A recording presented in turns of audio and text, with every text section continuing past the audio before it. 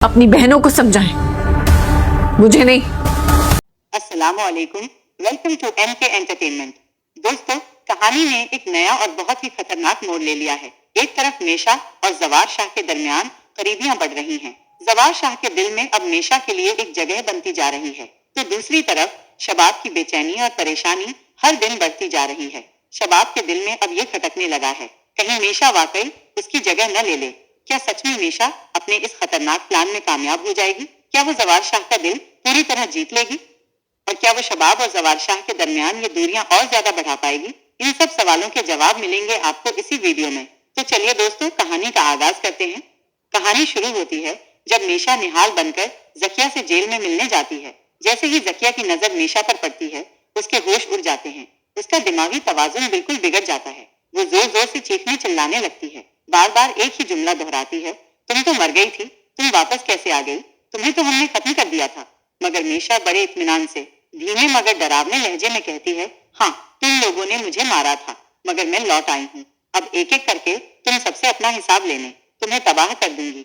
उधर पुलिस अफसरान जो मेशा के इस प्लान का हिस्सा हैं, जकिया के सामने ऐसा दिखाते हैं जैसे उन्हें कुछ नजर ही नहीं आ रहा हो। वो कहते हैं, दीदी आप किससे बात कर रही हैं? यहाँ तो कोई है ही नहीं। जकिया का शक और डर और भी ज्यादा बढ़ जाता है। उसकी नींद, उसका सुकून सब छिन जाता है। वह पूरी रात जेल में चीखती चिल्लाती रहती है। यही तो मेशा और डॉक्टर नावेद का असली मकसद था। वो जकिया को मारना नहीं चाहते थे, वो तो बस उसका दिमागी तवाजुन पूरी तरह से खराब करना चाहते थे, ताकि वो खुद ही जवार शाह के सामने अपने गुनाहों का इकरार कर ले, ताकि दुनिया जान सके कि निहाल और नूरी के कत्ल में फौजिया, आमिर और जावेद सब शामिल थे।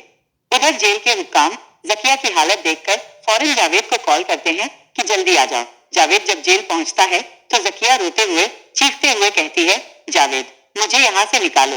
निहाल का भूत हर वक्त मुझे नजर आता है, अगर जल्दी बाहर न निकाला तो मैं सब राज खोल दूंगी।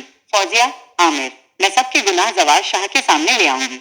जावेद के तो पसीने छूट जाते हैं। उसे लग जाता है कि अब मामला हाथ से निकल रहा है। जल्द ही फैसला हो जाता है कि जकिया को पागलखाने भेज दिया जाए।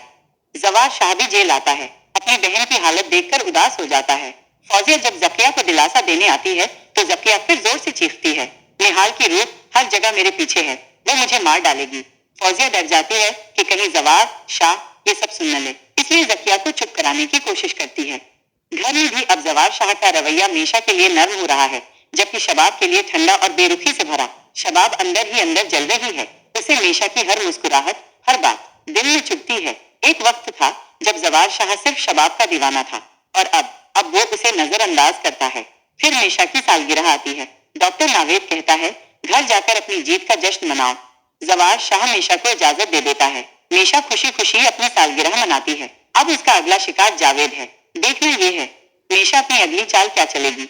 दोस्तों, लग रहा है मेशा अपने प्लान में कामयाब हो रही है।